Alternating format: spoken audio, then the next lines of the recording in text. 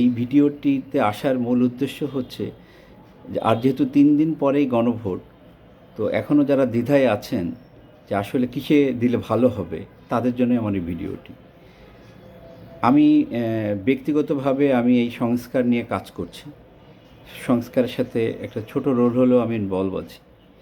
এটা আসলে মহান আল্লাহ আমাকে এই সুযোগটা দিয়েছে। কেন যেন আমার একটা মনের একটা আকাঙ্ক্ষা আসলে আমাকে, আমার চাওয়া সেটাই আসলে আমাকে এখানে নিয়ে আসছে।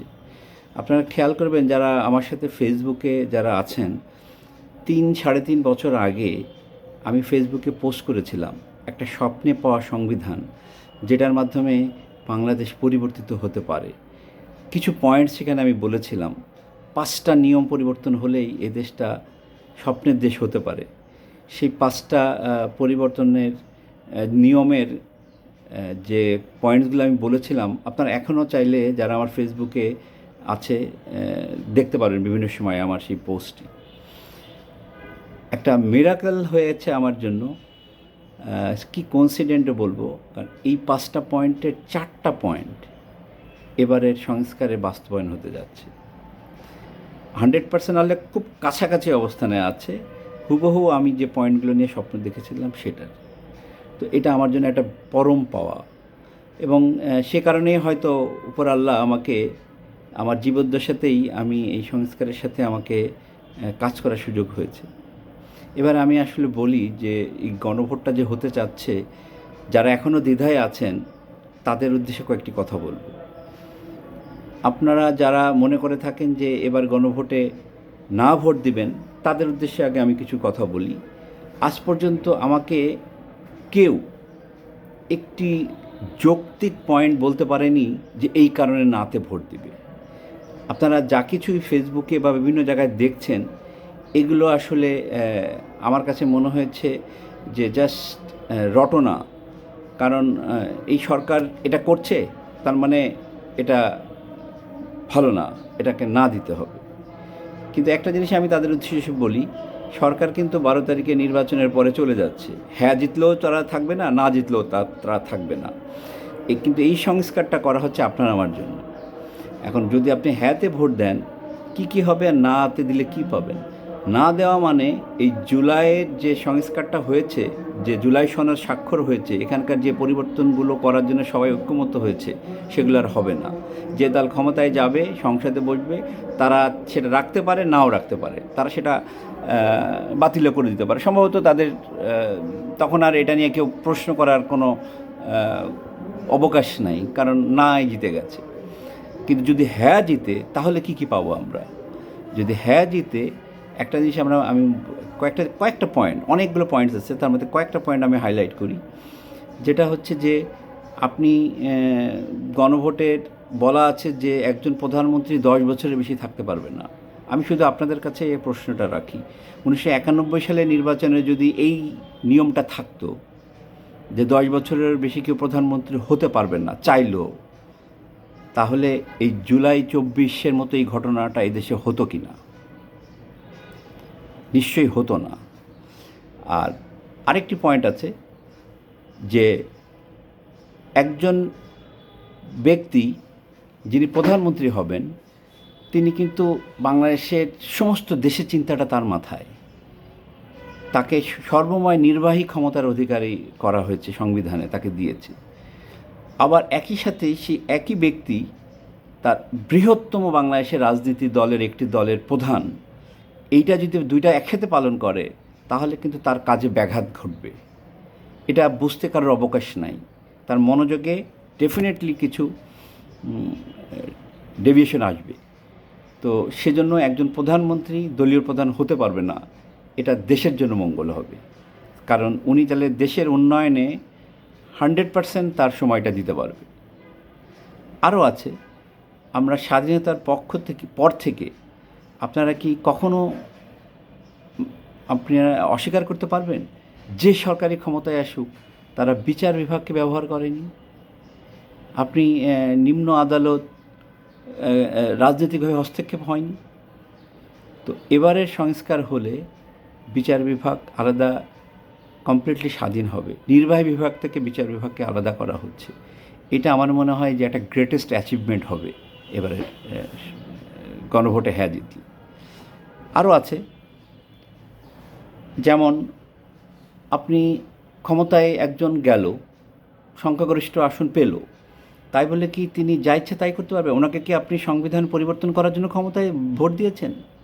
ওনাকে কি আপনি ক্ষমতায় দিয়ে যে তত্ত্বাবধায়ক সরকারের মতো সিস্টেম বাতিল করার ক্ষমতা দিয়েছেন? নিশ্চয়ই আপনি দেননি। তাহলে এই ক্ষেত্রে কি প্রোটেকশনটা থাকছে? সংসদে দুটো কক্ষ হবে। নিম্নকক্ষ আমরা যেভাবে দেখে এসেছি সেভাবেই, আর উচ্চকক্ষটা হবে সব দলের যারা 1% ভোট পেয়েছে অন্তত তাদের একটি করে সিট থাকবে। দ্যাট মিন্স ওইটা হবে মোটামুটি অধিক দলের একটা কক্ষ। সেখানেও কিন্তু সংবিধান নিচে চেঞ্জ করলে উপর কক্ষ আপনাকে সংখ্যাগরিষ্ঠ আসনে অনুমোদন নিতে হবে। শুধু তাই না, গুরুত্বপূর্ণ কিছু পয়েন্ট, যদি সংবিধান আপনি তত্ত্বাবধায়ক সরকার ব্যবস্থা বাতিল করতে চান, এই ধরনের গুরুত্বপূর্ণ ব্যবস্থা পরিবর্তন করতে গেলে আবার গণভোটের আয়োজন করতে হবে। তার মানে ক্ষমতা কিন্তু আলটিমেটলি আপনার আমার হাতেই থাকছে। একটা রাজনৈতিক দল সরকারে যাচ্ছে দেশ পরিচালনা করার জন্য, কিন্তু রাষ্ট্রের অনেক নীতি যেগুলো আসলে দেশের জন্য মঙ্গল কিনা এটা জনগণের রায় তাদেরকে নিতে হবে পরিবর্তন করতে চাইলে। এরকম আরও অনেক কিছু আছে। একজন রাষ্ট্রপতি ও প্রধানমন্ত্রীর কিছু ক্ষমতার ভারসাম্য আমাদেরকে দরকার। রাষ্ট্রপতি এখানে অলংকারের মতো একটা পোস্টে থাকতো, ওনার কাজ ছিল শুধুমাত্র সই করা, কনভোকেশনে যাওয়া, মিলাদ পড়া। কিন্তু রাষ্ট্রের কিছু গুরুত্বপূর্ণ ইনস্টিটিউটের দায়িত্ব রাষ্ট্রপতির হাতে দেওয়া হয়েছে, যেটা যাতে নিরপেক্ষতা নিশ্চিত থাকে। তো এরকম আরও অনেক কিছু আছে। এখন আপনি সিদ্ধান্ত নেবেন, সিদ্ধান্ত আপনার, যে আপনি হ্যাঁতে দিবেন নাকি নাতে দিবেন। হ্যাঁতে দিলে আপনি এই পরিবর্তনগুলো পাবেন, আর যদি নাতে দেন তাহলে কিন্তু আগে যেভাবে দেশ চলতো ঠিক সেইভাবেই চলবে। আপনি যদি সেটাতে স্যাটিসফাইড থাকেন, আপনার কাছে যদি মনে হয় যে না, এর আগে রাষ্ট্র সঠিকভাবে পরিচালনা হয়ে আসছিল, নাতে দেন। আপনি কি মনে করেন যে দেশে বিচার বিভাগকে রাজনৈতিক হস্তক্ষেপ করা দেশের জন্য ভালো? আপনি কি মনে করেন একজন সারা জীবন প্রধানমন্ত্রী থাকার মতো সিস্টেমে দেশে থাক, সেটা আপনি চান? তো এবং আপনার ভোটের অধিকার আপনার কাছে থাক, এটা আপনি চান না? তো বিষয়টা হচ্ছে এইটা। আর আরেকটা জিনিস হচ্ছে, আমি একটু রাজনৈতিক দলদের প্রতি আমার একটা মানে আকুল আবেদন। সেটা হচ্ছে কি, যে গত 1 বছর, 1.5 বছর, 2 বছর ধরে এই 24শে জুলাইয়ের পর থেকে এদেশের যে অরাজকতা বলবো বা মব বলবো, যে অসহিষ্ণুতা আমি মানুষের মধ্যে দেখতে পাচ্ছি, এই রাস্তা অবরোধ, আন্দোলন, সব কিছু, সমস্ত দেশবাসী আশা করছে যে এরকম এই একটা নির্বাচনের পর থেকে হয়তো এটার থেকে একটা স্থিতিশীল অবস্থা দেশ যাবে। সেই জন্যই এই নির্বাচনের পরে যে দলই ক্ষমতায় যাক, তারা যদি এই গণভোটে হ্যাঁ জয়যুক্ত হয়, সেক্ষেত্রে এই হ্যায়ের পয়েন্টগুলো, জুলাইয়ের যে সনদটা, সেটা বাস্তবায়নে যেন কোনো রকমের কোনো কালক্ষেপণ না করে, কোনো ছলচাতুরি না করে। এটা যদি করে না, এর থেকে চরম খারাপ পরিণতি আমাদের আর কিছু হবে না জাতির। কারণ আবার বিরোধী দলরাও রাস্তায় নামবে, সব দল নামবে, ছাত্ররা নামবে, সংসদ আবার ত্যাগ করবে বিরোধী দলরা। তো আমরা আসলে ভালোর থেকে আর উল্টে খারাপের দিকে যেতে পারি।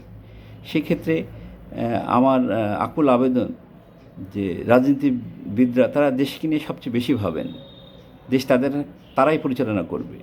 তো এরপরে আমরা আর নিতে পারবো না, আসলে এই দেশে আর নিতে পারবে না, জাতি নিতে পারবে না। তাই আমার শেষ আবেদন যে আগামী যারাই সরকার গঠন করবে, তারা যদি এটার বাস্তবায়ন করে, আমি খুব ভেতরের কাছ থেকে প্রতিটা পয়েন্ট আমি জানি, এইটাই আমাদের লাইফ টাইমে আমার কাছে মনে হচ্ছে এ জাতির জন্য শেষ একটা সুযোগ। এই গণভোটে হ্যাঁতে ভোট দিয়ে আমরা যদি সংস্কারটা করতে পারি, তাহলে আমি একমাত্র আশার আলো দেখতে পাচ্ছি যে দেশটা একটু ইতিবাচক দিকে এগোবে।